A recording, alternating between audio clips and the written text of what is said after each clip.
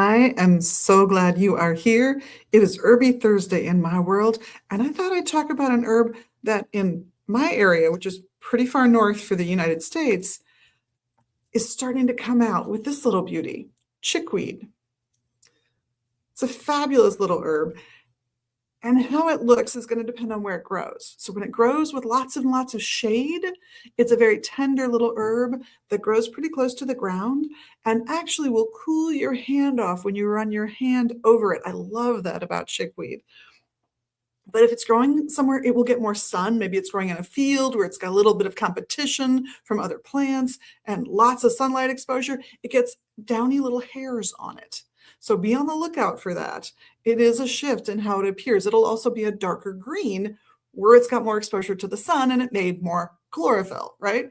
So why do I love this herb? I love this herb because it's got a fantastic history of use for lotions, creams, anything that you want to put on the outside of your body, because people have felt again and again and again for literally millennia that it soothes the skin.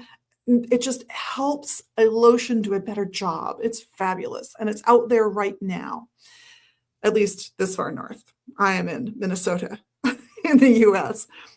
It's not native here either, by the way. It's from Eurasia. You'll find it throughout Europe and Asia, but it came over, sort of hitched a ride to the best of my knowledge. People will put this in teas or salads, frankly. If it's a nice tender leaf, I love this in a salad. It's got a slightly cucumbery taste. And again, historically, people believed that it would help them with joint pain and a whole host of other health issues, sometimes just centered on the fact that this plant has got some pretty decent nutrition in it. So if you need to contribute more to your community and you want to get that job done and that work done, this would be an herb folks would turn to.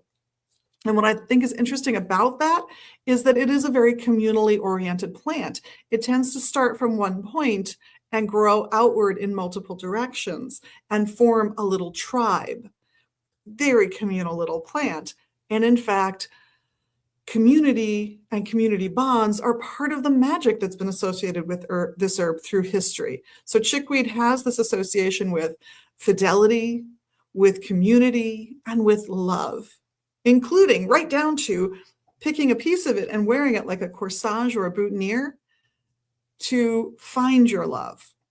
So don't be afraid to just let those little hairs, particularly from the sunnier grown chickweed, attach themselves if you're looking for a fabulous relationship. To work the magic of this herb, I would eat it. It's a food for most folks, and it's been used as a food in multiple civilizations throughout history where it's found naturally, which again, Eurasia, basically. So don't be afraid of this little beauty. Now, there are places in the world where this has some lookalikes and you want to make sure you're getting the right thing. So look up photos of this live. If you want the Latin name, it's Stellaria media. So that's the Latin name. It's right on there, Stellaria. And the reason for the Stellaria is the little white flowers kind of look like stars in this field of green of the viney sort of stems and their little leaves, little flowers. It's a petite, cute little plant and so easy to harvest, but be warned, this is its summer. It's having its spring and its summer, and it's going to hit fall in a month up here. And it's probably already hitting fall in climates that are warmer than we are up here in Minnesota. So be prepared to find this one only for a four or five, maybe 6 weeks, just a fleeting little growing season, and only in the spring. It'll come up, it'll have its beautiful little flowers, and it'll go away. If you are on the hunt for it, look near the edge of pine growths. It likes a little shade often, and it likes that more acidic soil. So it will grow near pines, I find, at least up here in this area. If you have a different experience, please go ahead and comment and post and let me know. And if there are other ways you've enjoyed it, maybe you've put the flowers in ice cubes for a cute effect, or you've stir-fried with it. I've never done that. I've generally eaten it raw when I've eaten it, or have tinctured it for later use. I do like the The dry will do in a pinch, but I do like the fresh. So if you have the opportunity to get out there, Stellaria media, fabulous little herb, totally recommend. It's just a fun one. Have fun with it. Oh, as always, play safe. Make sure it's good for you with whatever your health issues or medications are.